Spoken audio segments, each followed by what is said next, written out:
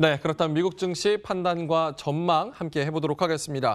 오늘은 키움증권 리서치센터 홍춘욱 투자전략팀장 전화 연결돼 있습니까? 안녕하십니까?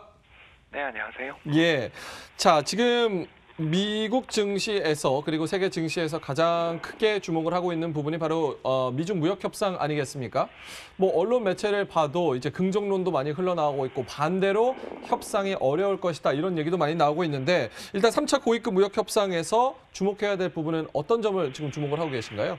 네, 일단 뭐 분위기만 보면 굉장히 좋습니다. 2월 16일 날 트럼프 대통령이 중국과의 협상이 매우 잘 진행되고 있다라고 평가한 데 이어서 특히 더 나가서 무역 합의에 어느 때보다 가까워졌다라고 이야기를 하는 것을 보면 적어도 상당히 타결 막판까지는 모르겠습니다만 적어도 일괄 타결까지는 아닐지 모르지만 부분적인 타결들은 가능하지 않겠느냐. 특히 일부에서는 양해 각서도 도출 가능하지 않냐라는 그런 이야기들을 많이 하게 되는데요. 결국 이렇게 최근 들어서서 미국과 중국이 합의의 과정에 이르게 된 이유는 두 나라 모두 다 골칫거리들이 많은 상황에 처했기 때문입니다. 최근 미국의 소매 판매 쇼크에서 보는 것처럼 지난해 연말 올해 초 사이에 미국 경기 지표들이 굉장히 안 좋아졌고 뭐 중국은 더 말할 필요도 없고요. 이러다 보니까 두 나라 모두 일단 미중 무역 분쟁을 더 끌고 가봐야 실익이 없다라는 쪽에서 타결의 가능성들은 지난해보다는 상당히 높아졌다 이렇게 평가할 수 있겠습니다. 예, 이 양측이 길게 끌고 가고 싶어 하지 않아 하기 때문에 어느 정도 무역 협상이 타결될 부분에 좀 무게를 두시는 것 같은데 일단 뭐 3월 1일까지 얼마 남지 않았는데 이 여기서도 타결될 거라고 보시는지 또 현재로서는 어떤 시나리오가 가장 유력하다고 보시는지도 궁금하네요. 네, 뭐 세 가지 시나리오가 있겠죠. 제일 나쁜 거야 타결 안 되면서 결국 또 관세 부과되는 게 가장 나쁜 시나리오일 거고요. 일단 이 시나리오의 가능성은 좀 많이 약화됐다라고 본다면 이제 두 가지가 남는데 하나는 이제 부분 타결입니다. 저희는 일단 부분 타결 쪽에 더 가능성을 높게 보고 있는데요. 바로 왜 그러냐면 중국의 지적재산권, 쉽게 얘기해서 특허 도둑질 문제가 최대의 걸림돌입니다. 이 문제를 둘러싸고 이제 앞으로 어떻게 경과 그리고 과거에 있었던 피해를 보상할 것인가. 이 부분에 대한 어떤 타결들이 상당히 어렵고 더군다나 이행 점검에 대해서도 많은 마찰이 있을 수 있는 요인이라서 이게 제일 어려운 문제다라고 볼 수 있겠고요. 그러나 앞서 말씀드린 것처럼 중국의 1월 자동차 판매가 전년 대비해서 15.8%나 줄어들고 더 나아가 7개월 연속 감소하는 등 경기 지표들이 굉장히 부진합니다. 이건 결국 중국의 협상력을 약화시키는 요인이고 경제가 더 나쁜 쪽이 아무래도 협상에서 약자 입장에 서는 건 어쩔 수 없지 않나 생각하고요. 저희들 생각에는 일괄 타결은 참 쉽지 않아 보이지만 대신 중국이 제시하고 있는 대미 무역 흑자를 대폭 감축하겠다라는 것에 대한 안을 수용하는 대신에 관세 부과를 유예하거나 또는 일부 조건을 따라서 처리하는 정도의 부분 타협 가능성이 높지 않냐 생각합니다. 이제 문제가 되는 건 지적재산권 문제이겠습니다만 이 부분에 대해서는 앞으로 추가적인 더 협상들이 이루어지는 이원화의 과정들을 좀 겪지 않을까 또는 부분적인 타결 정도가 이루어지지 않을까 저희들은 생각을 하고 있습니다. 예, 말씀하신 게 유력한 시나리오는 어느 정도 부분 타결을 하면서 줄 수 있는 거, 기브앤테이크 할 수 있는 급한 부분은 받고 가장 첨예하게 대립하고 있는 지적재산권 부분은 협상을 계속 이어갈 것이다. 이렇게 제시를 해주셨네요. 자, 이번 주에 가장 또 이슈가 되는 게 FOMC 의사록 아니겠습니까? 1월 FOMC 의사록이 이제 우리 시간 목요일에 공개가 될 예정인데요.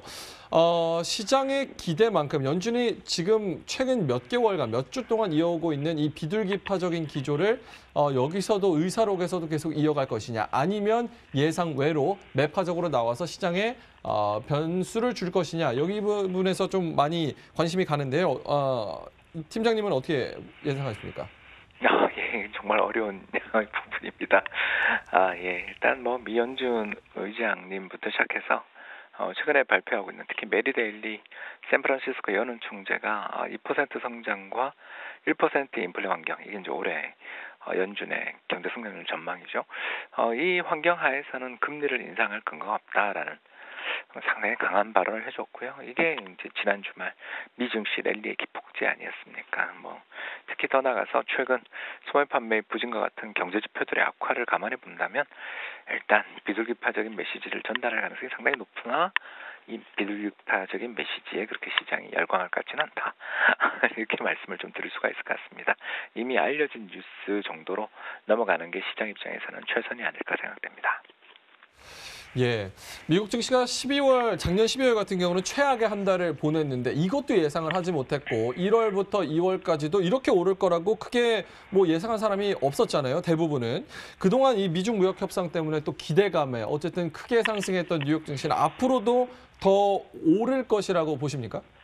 일단 두 가지 문제가 있죠. 첫 번째는 그 미국의 시장 조사 기관인 팩트셋이 조사를 하고 있는데 S&P 500 기업들의 작년 4분기 영업이익이 13.1%. 여기는 굉장히 좋습니다. 그런데 이제 문제가 2019년 1분기 이제 지금 벌써 시작됐죠. 미국의 1분기 S&P 500 기업들의 영업이익이 전년 대비 2.2% 감소로 예상되고 있다라는 겁니다. 결국 감세의 효과들이 이제 소멸되는 가운데 경제 지표들이 둔화되기 시작하니까 두려움을 갖게 된 거죠. 여기에다가 또 단기 급등에 따른 차익 실현 요구까지 높아질 수 있다는 점은 시장의 부담입니다. 더 나아가서 일부 IB에서는 미중 무역 분쟁의 일부 타결을 계기로 해서 차익 실현 매물이 출회될 수도 있다라는 전망까지 나오는 것을 감안해 본다면 일단 시장의 이제 조정의 가능성들은 조금씩 높아지고 있다. 이렇게 감히 볼 수 있겠고요. 다만 앞서 말씀드린 것처럼 미중 무역 분쟁 그리고 미국 연준의 매파적인 태도 이 두 가지가 사실 지난해 증시를 올가맸던 어떤 사슬을 거뒀던 부분들이라고 한다면 이 두 가지 문제들이 일단 지금 상당히 좀 완화되고 있고 특히 미 연준이 비둘기파적인 태도들을 보인다는 점을 생각해 본다면 조정의 가능성들은 상당히 높아져 있지만 이 조정이 가격의 조정보다는 기간 조정의 형태로 이어질 그런 여지들이 있지 않을까라는 전망이 더 우세한 것 같다. 이렇게 말씀을 드릴 수가 있을 것 같습니다. 예, 어쨌든 경계감을 조금 더 많이 가져야 될 그런 시기가 오고 있다 이렇게 말씀을 해주셨습니다. 지금까지 키움증권 홍춘욱 팀장과 시장 전망까지 짚어봤습니다. 오늘 말씀 고맙습니다. 네, 감사합니다.